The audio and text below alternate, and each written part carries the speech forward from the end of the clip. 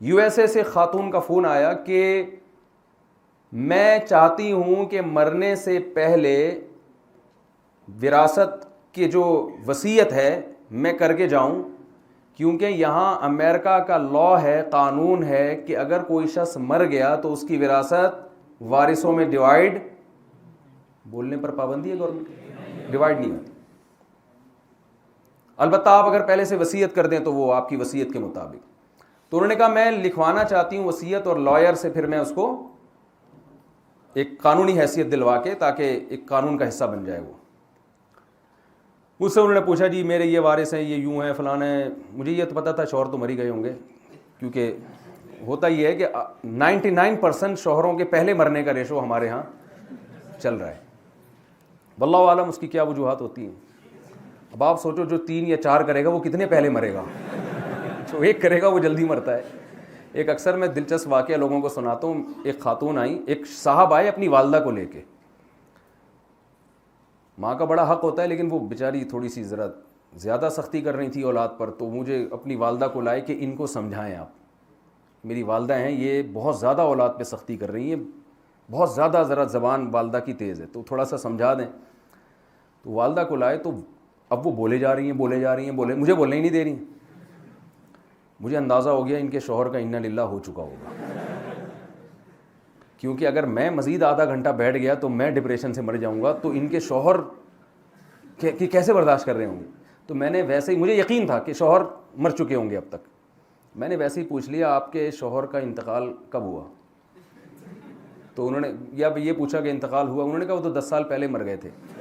میں نے آہستہ سے بولا تاکہ ان کو سنائی نہ دے، میں نے کہا پھر بھی بہت برداشت کر لیا 10 سال گزار لیے، بولے جا رہی ہیں نا۔ تو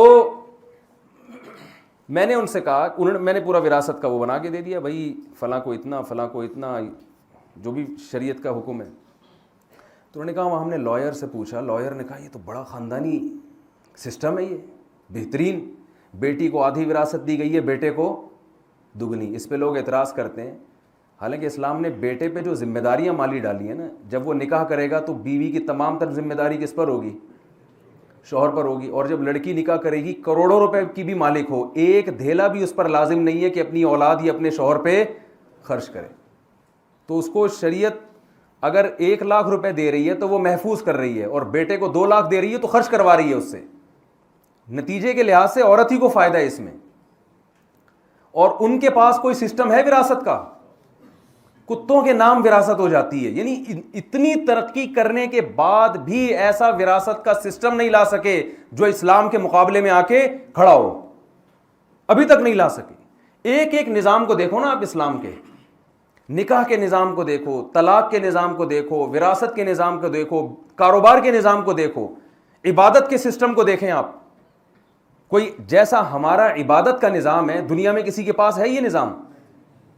میں تو لوگوں کو مثالیں دیتا ہوں کہ میں غیر مسلموں کے بھی عبادت گاہوں میں گیا ہوں، نہ ان کی اذانیں سمجھ میں آتی ہیں، نہ ان کی عبادت سمجھ میں آتی ہے۔ پھر جو عبادت وہ کر رہے ہیں اس کی ان کے پاس کوئی دلیل نہیں ہے کہ یہ وہی ہے جو ہمارے مذہبی رہنما نے بتائی تھی، کوئی دلیل نہیں ہے۔ ہمارے پاس جب کتاب الوضو سے ہم شروع کرتے ہیں، قرآن میں آیتیں موجود ہیں، اذا قمتم الى الصلاة فاغسلوا وجوہکم وایدیکم الى المرافق۔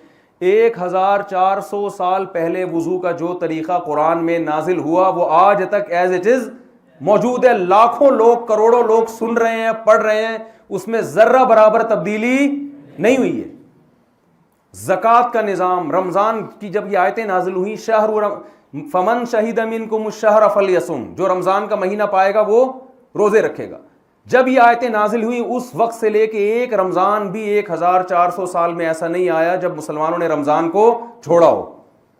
عیسائیوں سے پوچھیں، 99% عیسائیوں کو نہیں پتا ہمارے روزے کب ہوتے ہیں، یہودیوں کو نہیں پتا ہمارے روزے کب ہوتے ہیں۔ تو عبادت کا نظام دیا، ایسا نظام کہ اس سے بہتر نظام ہو نہیں سکتا۔ معاملات کا نظام دیا، معاملات میں 2 قسمیں، ایک معاملات وہ ہوتے ہیں جن کو کاروباری لین دین کہا جاتا ہے۔ آپ کو پتا ہے کہ اسلامک فائننس تو آپ نے دنیا میں سنی ہوگی، یہودی فائننس، عیسائی فائننس، ہندو فائننس، سنی آپ نے کوئی؟ میرا خیال ہے بعض لوگوں نے سنی ہے، شاید کوئی سنی آپ نے؟ نہیں ہے ہی نہیں، کچھ ہے ہی نہیں ان کے پاس۔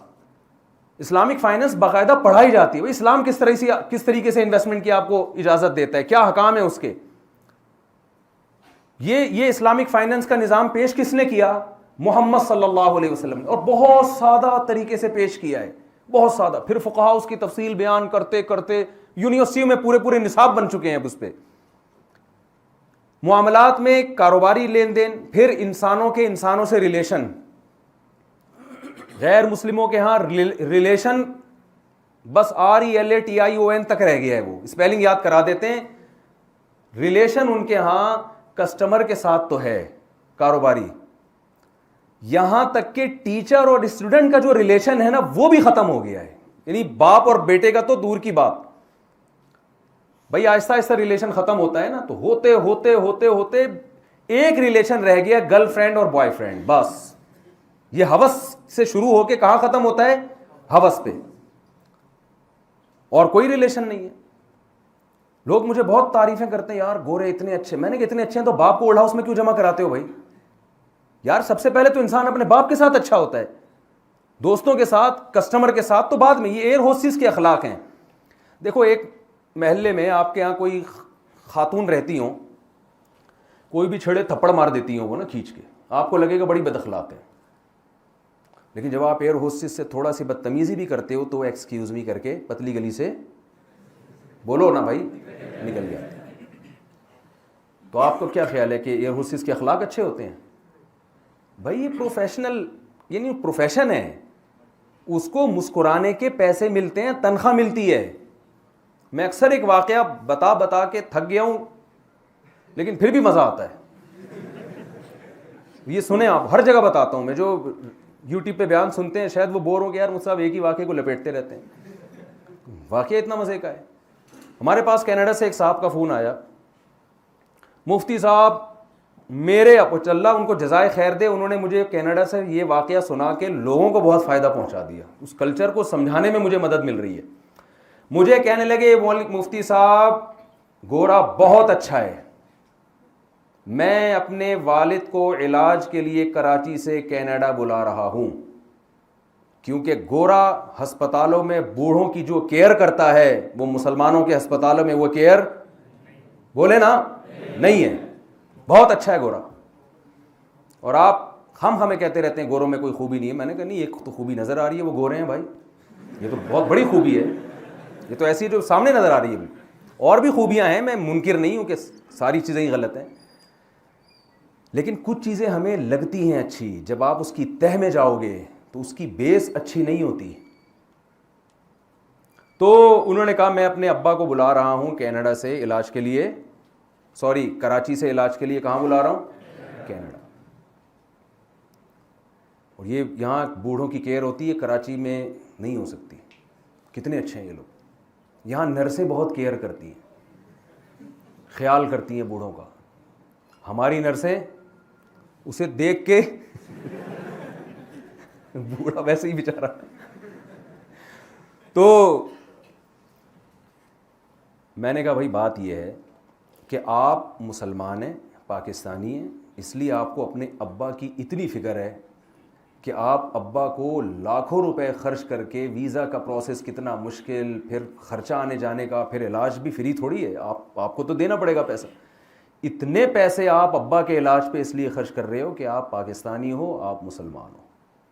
کیا کسی گورے میں اتنا ظرف ہے؟ اس نرس سے پوچھنا جو اپنے ابا کی اتنی کیئر کر رہی ہے کہ اپنے ابا کو بھی پوچھتی ہے یہ گھر میں.